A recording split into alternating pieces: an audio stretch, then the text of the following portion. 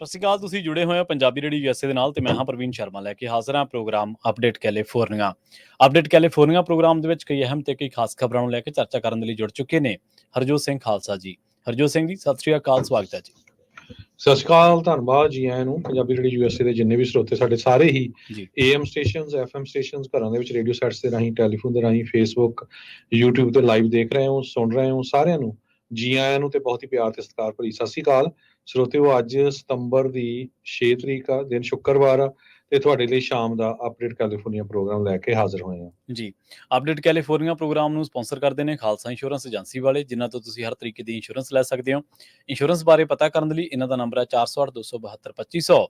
ਇਹ 1992 ਤੋਂ ਲਗਾਤਾਰ ਇੰਸ਼ੋਰੈਂਸ ਬਿਜ਼ਨਸ ਦੇ ਵਿੱਚ ਸ਼ਾਨਦਾਰ ਸੇਵਾਵਾਂ ਦੇ ਰਹੇ ਨੇ ਤੇ ਅਮਰੀਕਾ ਭਰ ਦੇ ਵਿੱਚ ਇੰਸ਼ੋਰੈਂਸ ਕਰਦੇ ਨੇ। ਓਬਾਮਾ ਕੇਅਰ, ਮੈਡੀਕੇਅਰ ਜਾਂ ਫਿਰ ਕਵਰਡ ਕੈਲੀਫੋਰਨੀਆ ਬਾਬਤ ਪਾਲਿਸੀ ਕਰਵਾਉਣ ਦੇ ਲਈ, ਸਲਾਹ ਲੈਣ ਦੇ ਲਈ ਅੱਜ ਹੀ ਕਾਲ ਕਰੋ 408-272-2500 ਤੇ। ਟਰਕੀਅਨ ਇਮੀਗ੍ਰੇਸ਼ਨ ਲਾ ਫਰਮ ਵਾਲੇ, ਜੇ ਟਰਕੀਅਨ ਟੋਨੀ ਟਰਕੀਅਨ ਦੇ ਨਾਲ ਤੁਸੀਂ ਯੂਐਸ ਇਮੀਗ੍ਰੇਸ਼ਨ ਬਾਬਤ ਕੋਈ ਵੀ ਸਲਾਹ ਕਰਨੀ ਹੈ, ਕੋਈ ਵੀ ਸਵਾਲ ਪੁੱਛਣਾ, ਤੇ ਇਹਨਾਂ ਦਾ ਨੰਬਰ ਹੈ 4159090503। Gurbachan Singh Nagra Sacramento, Sarabjit Singh, Kulwinder Singh, Surjit Singh Chahal Yuba City, Gurdev Singh Sohal Antelope, Sarabjit Singh ਤੇ ਪਰਿਵਾਰ ਐਲਗਰੋਵ, ਕਮਲਜੀਤ ਸਿੰਘ ਮੱਖਣ ਦੌਲਤਪੁਰੀਆ ਮੈਂਟਿਕਾ, ਬਿਸਲਾ ਪਰਿਵਾਰ ਫ੍ਰੈਜ਼ਨੋ, ਕੁਲਦੀਪ ਸਿੰਘ ਸੰਘਾ, ਧਰਮ ਸਿੰਘ ਸੰਘਾ ਬੇਕਰਸਫੀਲਡ ਤੋਂ। ਇਹਨਾਂ ਸਾਰੇ ਹੀ ਸਪਾਂਸਰਸ ਦਾ ਬਹੁਤ ਬਹੁਤ ਧੰਨਵਾਦ। ਤੇ ਜੇਕਰ ਤੁਸੀਂ ਵੀ ਪੰਜਾਬੀ ਰੇਡੀਓ ਯੂਐਸਏ ਦੇ ਇਹਨਾਂ ਪ੍ਰੋਗਰਾਮਾਂ ਨੂੰ ਸਪਾਂਸਰ ਕਰਨਾ ਚਾਹੁੰਦੇ ਹੋ ਤਾਂ ਸਟੂਡੀਓ ਦਾ ਨੰਬਰ ਹੈ 408272 ਜੀ। ਜੀ, ਅੱਜ ਦੀਆਂ ਖਬਰਾਂ ਵੱਲ ਚੱਲੀਏ ਤੇ ਕੈਲੀਫੋਰਨੀਆ ਦੇ ਇੱਕ ਮੇਅਰ ਤੇ ਕਾਉਂਸਲਮੈਨ ਨੂੰ ਹੋਮਲੈਸ ਬੰਦੇ ਵੱਲੋਂ ਅਟੈਕ ਕੀਤਾ ਗਿਆ ਹੈਗਾ। ਜੀ ਤੇ ਜਿਹੜੇ ਮੇਅਰ ਆ ਕ੍ਰਿਸ ਬ੍ਰੈਂਸਕਮ ਅਤੇ ਸਿਟੀ ਕਾਉਂਸਲ ਮੈਂਬਰ ਡੌਮ ਵਿਲਜ਼ਾ ਮੈਰਿਜ਼ਵਿਲ ਦੇ ਆ।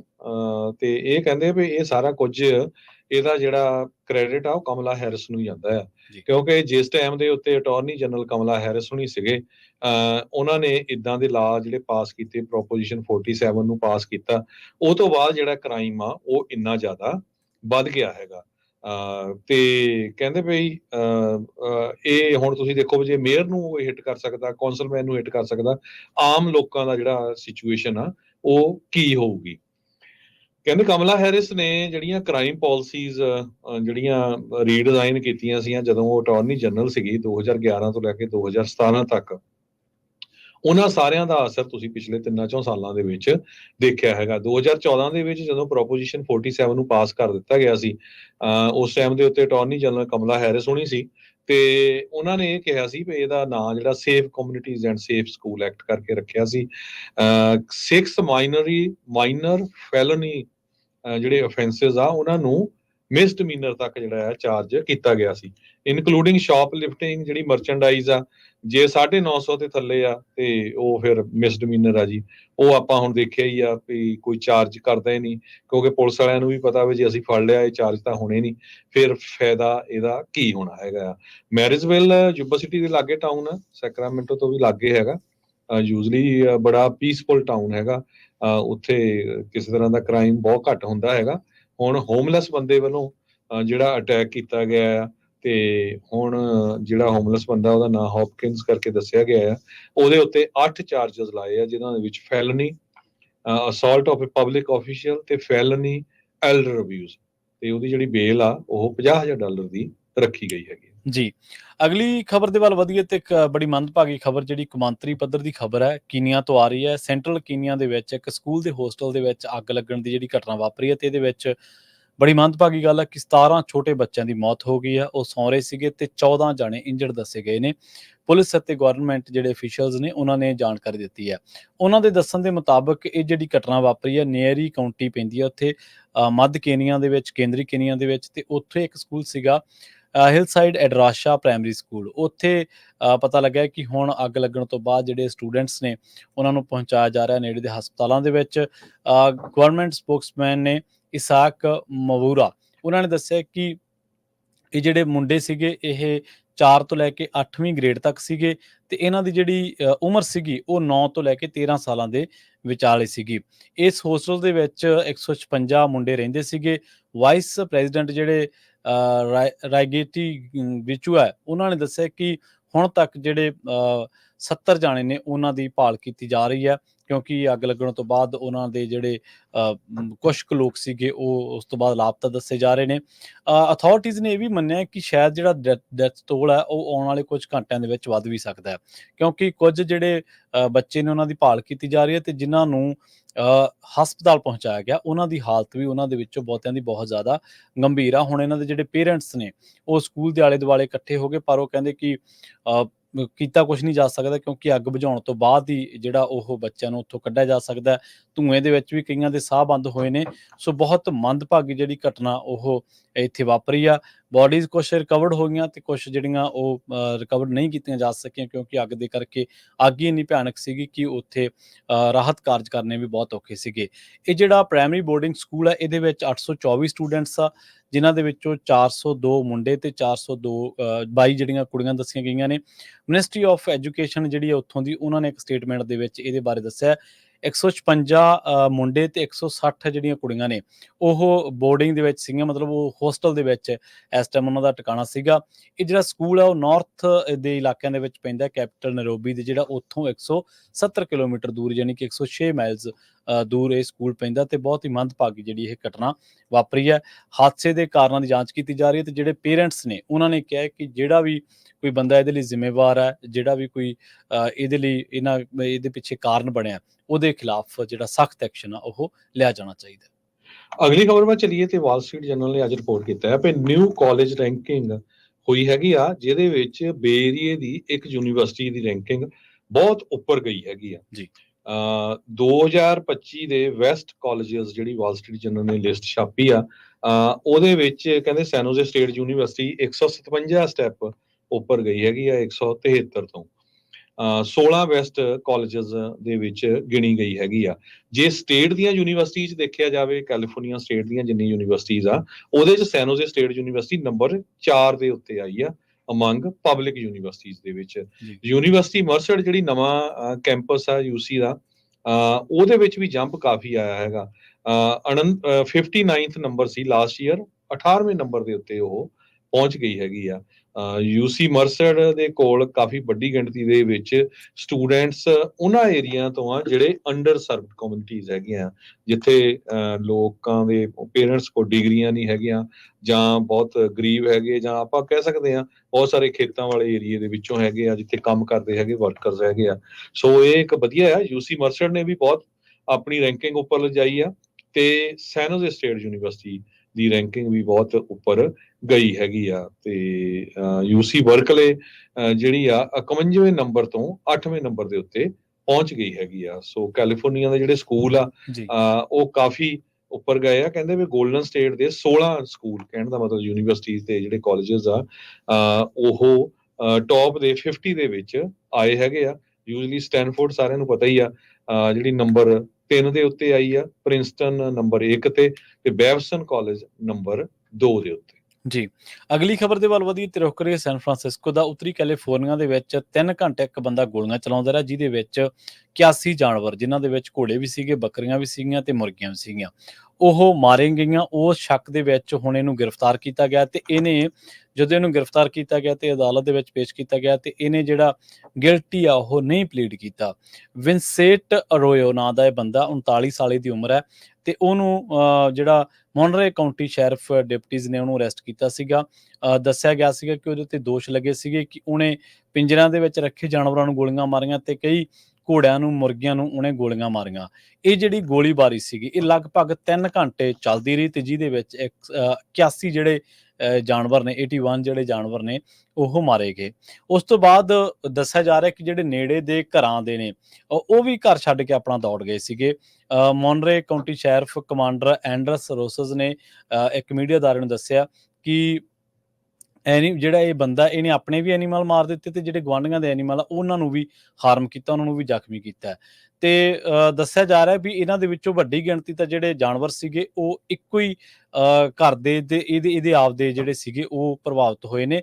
ਪਰ ਉਹ ਕਹਿੰਦੇ ਕਿ ਇਸ ਬੰਦੇ ਨੇ ਇੰਨੀ ਵਹਿਸ਼ੀਆਨਾ ਤਰੀਕੇ ਦੇ ਨਾਲ, ਇੰਨੀ ਪਤਾ ਨਹੀਂ ਇਹਦੇ 'ਚ ਕਿੰਨੀ ਨਫ਼ਰਤ ਭਰੀ ਹੋਈ ਸੀ ਵੀ ਇਹਨੇ 14 ਬੱਕਰੀਆਂ, ਕਿੰਨੀ ਚਿਕਨ, ਕਿੰਨੀਆਂ ਡਕਸ, ਰੈਬਿਟਸ ਤੇ ਪਿਗ ਤੇ ਹੋਰ ਜਿਹੜੇ ਨੇ ਉਹ ਜਾਨਵਰ ਮਾਰ ਦਿੱਤੇ। ਕਈ ਇਹਨੇ ਘੋੜਿਆਂ ਨੂੰ ਜਿਹੜਾ ਬੁਰੀ ਤਰ੍ਹਾਂ ਨਾਲ ਜ਼ਖਮੀ ਕੀਤਾ, ਕਈ ਮਾਰੇ ਵੀ ਗਏ ਨੇ।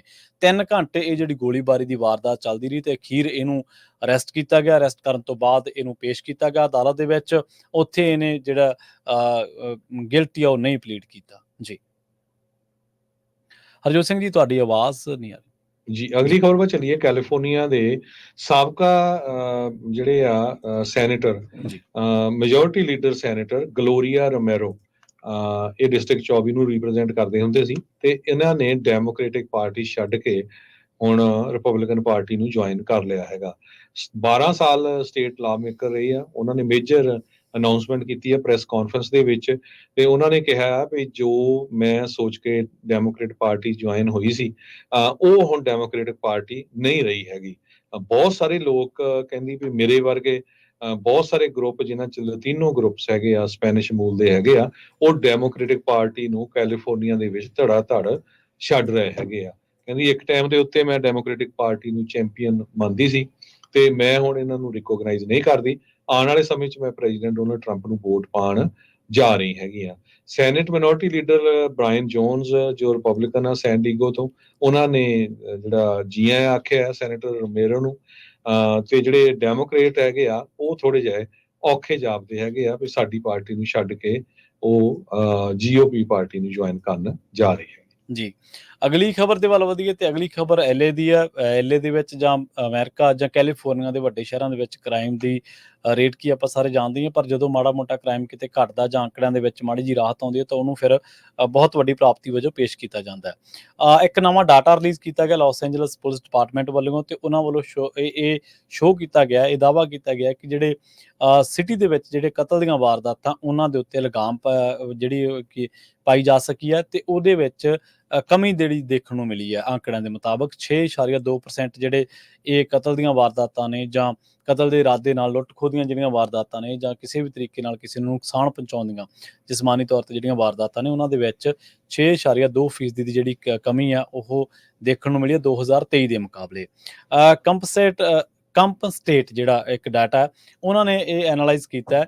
ਇੱਕ ਇੰਡੀਪੈਂਡੈਂਟ ਨਿਊਜ਼ ਆਰਗੇਨਾਈਜੇਸ਼ਨ ਹੈ ਜਿਹੜੀ ਐਲਏ ਦੇ ਵਿੱਚ ਕੰਮ ਕਰਦੀ ਹੈ ਤੇ ਉਹਨੇ ਕੀਤਾ ਕਿ 198 ਹੁਣ ਤੱਕ ਹੋਮਿਸਾਈਡ ਜਿਹੜੇ ਨੇ ਵਾਪਰ ਚੁੱਕੇ ਨੇ ਐਲਏਪੀਡੀ ਜਿਹੜੀ ਜੁਰੀਡਿਕਸ਼ਨ ਹੈ ਉਹਦੇ ਵਿੱਚ ਜਨਵਰੀ 1 ਤੋਂ ਲੈ ਕੇ ਅਗਸਤ 31 ਤੱਕ। ਤੇ ਜਦੋਂ ਉਹਨਾਂ ਨੇ ਪਿਛਲੇ ਡਾਟੇ ਦੇ ਨਾਲ 2023 ਦੇ ਡਾਟੇ ਦੇ ਨਾਲ ਇਹਨੂੰ ਕੰਪੇਅਰ ਕੀਤਾ ਤਾਂ ਇਹ 6.2% ਦੀ ਘੱਟ ਬਣਦਾ ਸੀ। ਇਸੇ ਤਰੀਕੇ ਨਾਲ ਉਹ ਕਹਿੰਦੇ ਕਿ ਜਿਹੜਾ ਹੁਣ ਦਾ ਜਿਹੜਾ ਕਰੰਟ ਕਾਊਂਟ ਰਿਪਰੈਜ਼ੈਂਟ ਹੈ ਇਹ 28.3% ਘੱਟ ਬਣਦਾ 276 ਮਰਡਰਸ ਦੇ ਮੁਕਾਬਲੇ, ਜਿਹੜਾ ਕਿ ਇਸੇ ਸਮੇਂ ਦੇ ਦੌਰਾਨ 2022 ਦੇ ਵਿੱਚ ਸੀਗਾ।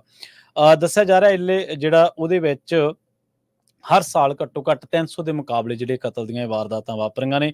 ਹੁਣ ਤੱਕ ਕਈ ਮਾਮਲਿਆਂ ਦੇ ਵਿੱਚ ਕਹਿੰਦੇ ਕਿ ਰਿਪੋਰਟ ਵੀ ਕਈ ਮਾਮਲੇ ਨਹੀਂ ਹੁੰਦੇ, ਪਰ ਜਿਹੜੇ ਲੇਟ ਰਿਪੋਰਟ ਹੁੰਦੇ ਨੇ ਉਹਨਾਂ ਦੇ ਵਿੱਚ ਵੀ ਇਹ ਦੇਖਣ ਨੂੰ ਮਿਲਿਆ ਕਿ ਉਹ ਜਿਹੜੇ ਮਾਮਲੇ ਸੀ ਉਹਨਾਂ ਦੀ ਗਿਣਤੀ ਕੋਈ ਨਹੀਂ ਘਟੀ। ਅਸਲ ਦੇ ਵਿੱਚ 2023 ਦੇ ਵਿੱਚ ਟੋਟਲ 327 ਮਰਡਰ ਹੁੰਦੇ ਨੇ ਲਾਸ ਐਂਜਲਸ ਦੇ ਵਿੱਚ ਤੇ 2019 ਦੇ ਵਿੱਚ ਇਹ ਜਿਹੜੀ ਗਿਣਤੀ ਸੀ ਹੁਣ ਤੱਕ ਦੇ ਜਿਹੜੇ ਲੰਘੇ ਸਾਲ ਨੇ ਉਹਨਾਂ ਦੇ ਵਿੱਚ ਸਭ ਤੋਂ ਵੱਧ ਸੀ, ਤਕਰੀਬਨ 402। ਤੇ ਹਲੇ ਤੱਕ ਕਹਿੰਦੇ ਕਿ ਪਿਛਲੇ 4 ਸਾਲਾਂ ਦੇ ਵਿੱਚ ਇਹ ਜਿਹੜਾ ਡਾਟਾ ਹੈ ਉਹ ਥੋੜਾ ਜਿਹਾ ਰਾਹਤ ਦੇਣ ਵਾਲਾ। ਦੱਸਿਆ ਇਹ ਜਾ ਰਿਹਾ ਕਿ ਪਹਿਲੇ 8 ਮੰਥ ਜਿਹੜੇ 2019 ਦੇ ਸੀ ਉਹਦੇ ਵਿੱਚ 178 ਕਿਲਿੰਗਸ ਰਿਪੋਰਟ ਹੋਈਆਂ ਸੀ ਲਾਸ ਐਂਜਲਸ ਦੇ ਵਿੱਚ, ਜਿਹੜੀਆਂ ਕਿ ਹੁਣ 2024 ਦੇ ਵਿੱਚ ਤਕਰੀਬਨ 11.2% ਘੱਟ ਨੇ। ਪਰ ਦੂਜੇ ਪਾਸੇ ਜਿਹੜੀ ਵੀ ਪੁਲਿਸ ਆ ਜਾਂ ਹੋਰ ਜਿਹੜੇ ਅਦਾਰੇ ਨੇ ਉਹ ਕਦੇ ਵੀ ਇਹ ਨਹੀਂ ਦੱਸਦੇ ਕਿ ਲੁੱਟ ਖੋਹ ਦੀਆਂ ਵਾਰਦਾਤਾਂ ਕਿੰਨੀਆਂ ਵਾਪਰੀਆਂ ਨੇ, ਕਿੰਨੀ ਸਨੈਚਿੰਗ, ਕਿੰਨੇ ਲੋਕਾਂ ਦੇ ਨਾਲ, ਕਿੰਨੀਆਂ ਬੀਬੀਆਂ ਦੇ ਨਾਲ ਛੇੜਛਾੜ ਦੀਆਂ ਘਟਨਾਵਾਂ ਵਾਪਰੀਆਂ ਜਾਂ ਉਹਨਾਂ ਨੂੰ ਨਿਸ਼ਾਨਾ ਬਣਾਇਆ ਗਿਆ। ਸੋ ਜਦੋਂ ਕ੍ਰਾਈਮ ਘਟਦਾ ਚੰਗੀ ਗੱਲ ਹੈ। ਇਹ ਲੋਕ ਕਹਿੰਦੇ ਨੇ ਕਿ ਜਿੰਨਾ ਇਹ ਰਿਪੋਰਟ ਹੋ ਰਿਹਾ ਇਸ ਤੋਂ ਵੀ ਘੱਟ ਹੋ ਸਕਦਾ ਕ੍ਰਾਈਮ ਜੇਕਰ ਮੁਸਤੈਦੀ ਨਾਲ ਜਿਹੜੀਆਂ ਫੋਰਸਸ ਲੱਗੀਆਂ ਨੇ ਉਹ ਆਪਣਾ ਕੰਮ ਕਰਨ।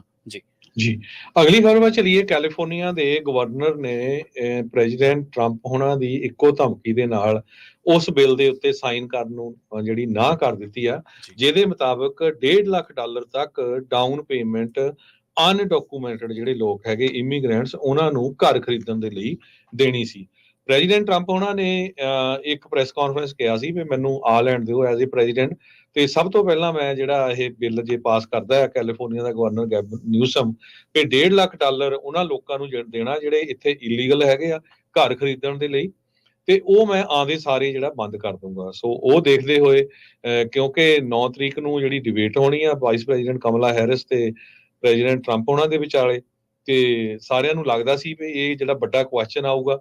ਸੋ ਹੁਣ ਜਿਹੜੇ ਗਵਰਨਰ ਸਾਹਿਬ ਆ ਉਹ ਇਹ ਤੋਂ ਬੈਕ ਆਊਟ ਕਰ ਗਏ ਹੈਗੇ ਆ, ਕਹਿੰਦੇ ਸਾਡੇ ਕੋਲ ਫੰਡਿੰਗ ਹੈ ਨਹੀਂ, ਇਸ ਕਰਕੇ ਮੈਂ ਬਿੱਲ ਨੂੰ ਸਾਈਨ ਕਰਨ ਨਹੀਂ ਜਾ ਰਿਹਾ ਹੈਗਾ।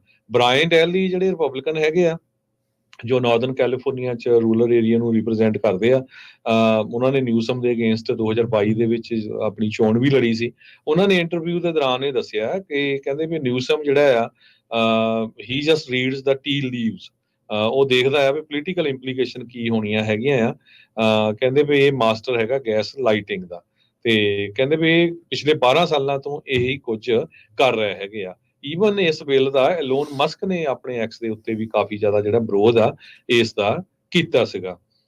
ਕਹਿੰਦੇ ਭਈ ਪਹਿਲਾਂ ਵੀ ਇਹ ਪ੍ਰੋਗਰਾਮ ਸ਼ੁਰੂ ਹੋਇਆ ਸੀਗਾ, ਤੇ ਇਹਦਾ ਮੇਨ ਮਕਸਦ ਇਹ ਸੀ ਵੀ 2100 ਤੋਂ ਵੱਧ ਹੋਮ ਬਾਇਰਸ ਨੂੰ $1.5 ਲੱਖ ਤੱਕ ਦੇਣਾ ਆ। $500 ਮਿਲੀਅਨ ਦੀ ਫੰਡਿੰਗ 2 ਸਾਲ ਪਹਿਲਾਂ ਲੈ ਲਈ ਸੀ, $20 ਬਿਲੀਅਨ ਦੀ ਜਿਹੜੀ ਪਿਛਲੇ ਸਾਲ ਲਈ ਸੀ। ਸੋ ਹੁਣ ਇਹ ਬਿੱਲ ਜਿਹੜਾ ਮਰ ਗਿਆ ਹੈਗਾ, ਕਿਉਂਕਿ ਸਾਈਨ ਨਹੀਂ ਹੋਏ ਗਵਰਨਰ ਦੇ, ਤੇ ਹੁਣ ਜੋ ਅਨਡਾਕੂਮੈਂਟਡ ਜਾਂ ਲੋਕਾਂ ਨੂੰ ਜਿਹੜੇ ਇਲੀਗਲ ਲੋਕ ਆ ਆਪਾਂ ਕਹਿ ਸਕਦੇ ਆ, ਹੁਣ ਕੈਲੀਫੋਰਨੀਆ ਤਾਂ ਵੱਖ-ਵੱਖ ਨਾਂ ਆ ਵੀ ਇਹੀ ਰਹਿੰਦਾ ਜਿੱਦਾਂ ਇੰਡੀਆ ਵਾਂਗ ਕਿਸੇ ਨੂੰ ਕੁਝ ਕਹਿਤਾ ਚੱਕ ਕੇ ਤੁਹਾਨੂੰ ਸਜ਼ਾ ਨਾ ਦੇ ਦੇ। ਤੇ ਹੁਣ ਇਹ ਇਹਨਾਂ ਦੇ ਮੁਤਾਬਕ ਕਹਿੰਦੇ ਵੀ ਅਨਹਾਊਸ ਤੁਹਾਨੂੰ ਕਹਿਣਾ ਚਾਹੀਦਾ ਹੈਗਾ ਜਿਹੜੇ ਲੋਕਾਂ ਦੇ ਕੋਲ ਘਰ ਹੈ ਨਹੀਂ। ਸੋ ਅਨਡਾਕੂਮੈਂਟਡ ਲੋਕਾਂ ਲਈ ਜਿਹੜਾ ਇਹ ਬਿੱਲ ਸੀ ਵੀ 1.5 ਲੱਖ ਤੱਕ ਕੈਲੀਫੋਰਨੀਆ ਸਰਕਾਰ ਤੁਹਾਡਾ ਟੈਕਸ ਪੇਅਰ ਮਨੀ ਉਹਨਾਂ ਨੂੰ ਡਾਊਨ ਪੇਮੈਂਟ ਦਊਗੀ ਘਰ ਖਰੀਦਣ ਦੇ ਲਈ, ਉਹ ਹੁਣ ਗਵਰਨਰ ਨੇ ਸਾਈਨ ਕਰਨ ਤੋਂ ਨਾ ਕਰ ਦਿੱਤੀ ਹੈ। ਜੀ ਬਿਲਕੁਲ, ਪੈਰ ਪਛਾਂ ਖਿੱਚ ਲਿਆ ਜੀ। ਹੁਣ ਦੇਖਦੇ ਹਾਂ ਇਹ ਮਾਮਲਾ ਕਿੱਧਰ ਨੂੰ ਜਾਂਦਾ ਤੇ ਸਿਆਸਤ ਇਸ ਤੇ ਕਿਸ ਤਰ੍ਹਾਂ ਦੀ ਹੁੰਦੀ ਹੈ। ਅਗਲੀ ਖਬਰ ਦੇ ਵੱਲ ਵਧੀਏ ਤੇ ਗੱਲ ਕਰੀਏ ਕੈਲੀਫੋਰਨੀਆ ਦੇ ਉਹਨਾਂ ਹਿੱਸਿਆਂ ਦੇ ਵਿੱਚ ਜਿਨ੍ਹਾਂ ਦੇ ਵਿੱਚ ਜੰਗਲੀ ਜਿਹੜੀ ਅੱਗ ਆ ਉਹ ਕਾਫੀ ਫੈਲੀ ਹੋਈ ਆ। ਸੈਨ ਬਰਨਾਰਡੀਨੋ ਕਾਉਂਟੀ ਦੇ ਵਿੱਚ ਕੁਝ ਇਲਾਕੇ ਜਿਹੇ ਨੇ ਜਿੱਥੇ ਹੁਣ ਇਵੈਕੂਏਸ਼ਨ ਦੇ ਜਿਹੜੇ ਆਰਡਰ ਨੇ, ਵਾਰਨਿੰਗ ਨੇ, ਉਹ ਜਾਰੀ ਕਰ ਦਿੱਤੀਆਂ ਗਈਆਂ ਨੇ, ਖਾਸ ਕਰਕੇ ਹਾਈਲੈਂਡ ਨੇਬਰਹੁੱਡ ਦੇ ਜਿਹੜੇ ਇਲਾਕੇ ਨੇ ਉਹਨਾਂ ਦੇ ਵਿੱਚ। ਇਹ ਜਿਹੜੀ ਅੱਗ ਲੱਗੀ ਹੈ ਇਹ 1100 ਏਕੜ ਤੋਂ ਵੱਧ ਇਲਾਕਿਆਂ ਦੇ ਵਿੱਚ ਫੈਲ ਚੁੱਕੀ ਆ, ਤੇ ਬੇਸਲਾਈਨ ਸਟਰੀਟ ਤੇ ਅਲਪਨ ਸਟਰੀਟ ਦੇ ਵਿੱਚ ਤਾਂ ਇਹ ਦੱਸਿਆ ਗਿਆ ਕਿ ਹੁਣ ਉੱਥੇ ਇਵੈਕੂਏਸ਼ਨ ਦੇ ਆਰਡਰ ਨੇ ਜਿਹੜੇ ਉਹ ਜਾਰੀ ਕਰ ਦਿੱਤੇ ਨੇ। ਜਿਹੜਾ ਹੁਣ ਅਥਾਰਟੀਜ਼ ਵੱਲੋਂ ਜਿਹੜੀਆਂ ਤਾਜ਼ਾ ਜਾਣਕਾਰੀਆਂ ਨੇ ਉਹਨਾਂ ਦੇ ਮੁਤਾਬਕ ਦੱਸਿਆ ਜਾ ਰਿਹਾ ਕਿ ਹੁਣ ਤੱਕ ਇਹਦੀ ਜਦ ਦੇ ਵਿੱਚ 1180 ਏਕੜ ਜਿਹੜਾ ਇਲਾਕਾ ਹੈ ਉਹ ਆ ਚੁੱਕਿਆ, ਤੇ ਜਿਹੜੀ ਵਾਰਨਿੰਗ ਦਿੱਤੀ ਗਈ ਹੈ ਉਹਨਾਂ ਦੇ ਵਿੱਚ ਨਾ ਸਿਰਫ ਹਾਈਲੈਂਡ ਨੇਬਰਹੁੱਡ ਆ ਬਲਕਿ ਉਹਨਾਂ ਦੇ ਵਿੱਚ ਚਰਚ ਸਟਰੀਟ ਤੇ ਨਾਰਥ ਆਫ ਹਾਈਲੈਂਡ ਐਵੀਨਿਊ ਤੇ ਇਹਦੇ ਨਾਲ neighbourhood East of waiver, north of green spot ਤੇ ਹੋਰ ਜਿਹੜੇ ਇਲਾਕੇ ਨੇ ਇਹਦੇ ਨਾਲ ਲੱਗਦੇ ਉਹ ਵੀ ਜਿਹੜੇ ਦੱਸੇ ਗਏ ਨੇ ਕਿ ਉਹ ਵੀ ਇਸ ਅੱਗ ਤੋਂ ਪ੍ਰਭਾਵਿਤ ਨੇ, ਤੇ ਉੱਥੇ ਵੀ ਹੁਣ ਜਿਹੜੇ ਇਵੈਕੂਏਸ਼ਨ ਦੇ ਆਰਡਰ ਨੇ ਉਹ ਕੀਤੇ ਜਾ ਰਹੇ ਨੇ। ਦੱਸਿਆ ਜਾ ਰਿਹਾ ਕਿ ਵੇਵਰ ਦੇ ਪੂਰਬ ਵਾਲੇ ਇਲਾਕੇ ਤੇ ਗ੍ਰੀਨ ਸਪੌਟ ਤੋਂ ਆਇਰਨ ਬ੍ਰਿਜ ਦੇ ਉੱਤਰ ਵੱਲ ਨੂੰ ਦੱਸਿਆ ਗਿਆ ਕਿ ਜੇਕਰ ਸਥਿਤੀ ਕੰਟਰੋਲ ਤੋਂ ਬਾਹਰ ਹੁੰਦੀ ਹੈ ਜਾਂ ਹੋਰ ਵਿਗੜਦੀ ਹੈ ਤਾਂ ਤੁਸੀਂ ਇਹਦੀ ਇਵੈਕੂਏਸ਼ਨ ਦੇ ਲਈ ਤਿਆਰ ਰਹੋ। ਹੁਣ ਲੋਕਾਂ ਦਾ ਉੱਥੇ ਅਥਾਰਟੀਜ਼ ਨੂੰ ਇਹੀ ਅਪੀਲ ਹੈ ਕਿ ਤੁਸੀਂ ਇਸ ਲੱਗੀ ਅੱਗ ਦੇ ਉੱਤੇ ਕਾਬੂ ਪਾਓ ਤਾਂ ਜੋ ਸਾਨੂੰ ਮਾੜਾ ਮੋਟਾ ਜਿਹੜਾ ਉਹ ਇਹਦੇ ਤੋਂ ਰਾਹਤ ਮਹਿਸੂਸ ਹੋ ਸਕੇ। ਦੱਸਿਆ ਜਾ ਰਿਹਾ ਕਿ ਜੇਕਰ ਇਸ ਤਰ੍ਹਾਂ ਦੀ ਅੱਗ ਜਿਹੜੀ ਵੱਧਦੀ ਹੈ, ਫਾਇਰ ਆਪਰੇਸ਼ਨਸ ਤੇਜ਼ ਕਰਨੇ ਪੈਂਦੇ ਨੇ, ਤਾਂ US ਫੋਰੈਸਟ ਸਰਵਿਸ ਦੇ ਮੁਤਾਬਕ ਜਿਹੜੇ ਰੈਜ਼ੀਡੈਂਟਸ ਨੇ ਉਹ ਜਾ ਸਕਦੇ ਨੇ ਜਿਹੜਾ ਡਿਟੋਰ ਕੀਤਾ ਗਿਆ ਇਲਾਕਾ ਔਰਨੇਟੀਆ ਪਾਰਕ, ਗ੍ਰੀਨ ਸਪੌਟ ਦੇ ਰੋਡ ਦੇ ਵਿੱਚ, ਤੇ ਹੋਰ ਜਿਹੜੇ ਲੋਕ ਨੇ ਇਹਨਾਂ ਆਲੇ ਦੁਆਲੇ ਦੇ ਇਲਾਕਿਆਂ ਦੇ ਵਿੱਚ ਉਹ ਜਿੱਥੇ ਕਿਤੇ ਵੀ ਸੜਕਾਂ ਦੇ ਉੱਤੇ ਨਿਕਲਦੇ ਨੇ ਪਹਿਲਾਂ ਇਹ ਕਨਫਰਮ ਜ਼ਰੂਰ ਕਰ ਲੈਣ ਕਿ ਕਿਤੇ ਇਹਨਾਂ ਤੋਂ ਜਿਹੜੀ ਆਵਾਜਾਈ ਆ ਉਹ ਦੂਜੇ ਇਲਾਕਿਆਂ ਵੱਲ ਮੁੜੀ ਤਾਂ ਨਹੀਂ ਗਈ। ਹਲੇ ਵੀ ਕਈ ਥਾਵਾਂ ਦੇ ਉੱਤੇ ਅੱਗ ਦੀਆਂ ਜਿਹੜੀਆਂ ਉੱਚੀਆਂ ਲਪਟਾਂ ਨੇ ਉਹ ਦੇਖੀਆਂ ਜਾ ਰਹੀਆਂ ਨੇ। ਸੈਨ ਬਰਨਾਰਡੀਨੋ ਨੈਸ਼ਨਲ ਫੋਰੈਸਟ ਜਿਹੜਾ ਉਹਨਾਂ ਨੇ ਵੀ ਇਹ ਗੱਲ ਦੱਸੀ ਹੈ ਕਿ ਇਵੈਕੂਏਸ਼ਨ ਜਿਹੜੀ ਵਾਰਨਿੰਗ ਜਾਰੀ ਕਰ ਦਿੱਤੀ ਗਈ। ਉਹਨਾਂ ਨੇ ਫਾਰਮਲੀ ਟਵਿੱਟਰ ਦੇ ਉੱਤੇ ਵੀ, ਐਕਸ ਦੇ ਉੱਤੇ ਵੀ ਇਹਦੇ ਬਾਰੇ ਦੱਸਿਆ, ਤੇ ਵੈਸੇ ਵੀ ਰੈਜ਼ੀਡੈਂਟਸ ਨੂੰ ਜਿਹੜਾ ਉਹ ਦੱਸਿਆ। ਤਾਪਮਾਨ ਜਿਹੜਾ ਉਹ ਤਕਰੀਬਨ 115 ਡਿਗਰੀ ਦੇ ਲਾਗੇ ਛਾਗੇ ਜਿਹੜਾ ਉਹ ਹਿੱਟ ਕਰ ਗਿਆ। ਜੀ, ਅਗਲੀ ਖਬਰ ਵੱਲ ਚੱਲੀਏ ਤੇ ਆਪਾਂ ਸਟਾਕ ਮਾਰਕੀਟ ਦੀ ਗੱਲ ਕਰ ਲੈਂਦੇ ਤੇ ਤੁਸੀਂ ਜਿਹੜੀ ਆ ਕਰੰਸੀ ਦੀ ਗੱਲ ਕਰ ਲਿਓ। US ਦੀ ਜਿਹੜੀ ਸਟਾਕ ਮਾਰਕੀਟ ਆ ਉਹ ਕਾਫੀ ਟੰਬਲ ਹੋਈ ਹੈਗੀ ਆ। ਨੈਸਡੈਕ ਆਲਮੋਸਟ 2% ਡਾਊਨ ਗਿਆ, ਵਰਸਟ ਵੀਕ ਪਰਫਾਰਮੈਂਸ ਸੀ 2022 ਤੋਂ ਬਾਅਦ। S&P 500 ਵੀ ਡਾਊਨ ਗਿਆ ਹੈਗਾ, ਨੈਸਡੈਕ ਵੀ ਡਾਊਨ ਗਿਆ ਹੈਗਾ।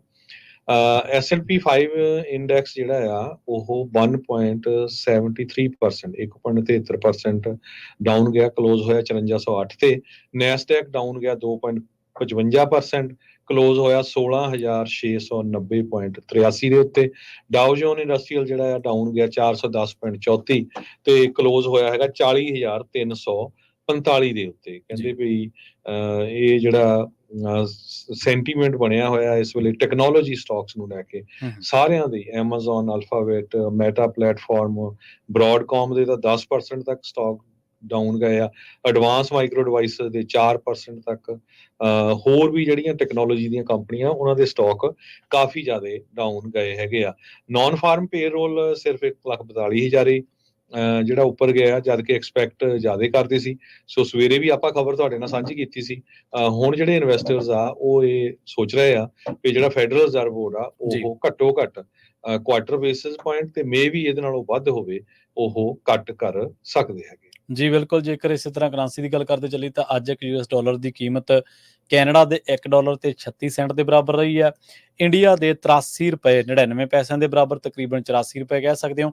ਤੇ ਇਸੇ ਤਰ੍ਹਾਂ ਜੇ ਪਾਕਿਸਤਾਨ ਦੀ ਗੱਲ ਕਰੀਏ ਤਾਂ ਪਾਕਿਸਤਾਨ ਦੇ 234 ਰੁਪਏ ਤੇ ਕੁਛ ਪੈਸੇ ਜਿਹੜੀ ਅੱਜ US ਡਾਲਰ ਦੀ ਕੀਮਤ ਰਹੀ ਹੈ। ਤੇ ਇਸੇ ਤਰ੍ਹਾਂ ਜੇ ਕਰੰਸੀ ਦੇ ਬਾਰੇ ਜਿਹੜੀ ਇਹ ਜਾਣਕਾਰੀ ਸੀ। ਜੀ ਸੋ ਇੱਥੇ ਹੀ ਆਪਾਂ ਸਰੋਤਿਆਂ ਤੋਂ ਇਜਾਜ਼ਤ ਲੈਂਦੇ ਹਾਂ। ਮੇਰੇ ਹਰਜੋਤ ਸਿੰਘ ਵੱਲੋਂ ਤੇ ਮੇਰੇ ਪ੍ਰਵੀਨ ਸ਼ਰਮਾ ਵੱਲੋਂ ਤੁਹਾਨੂੰ ਸਾਰਿਆਂ ਨੂੰ ਬਹੁਤ ਹੀ ਪਿਆਰ ਤੇ ਸਤਿਕਾਰ ਭਰੀ ਸਤਿ ਸ੍ਰੀ ਅਕਾਲ ਤੇ ਸੁਣਦੇ ਰਹੋ ਪੰਜਾਬੀ ਰੇਡੀਓ USA।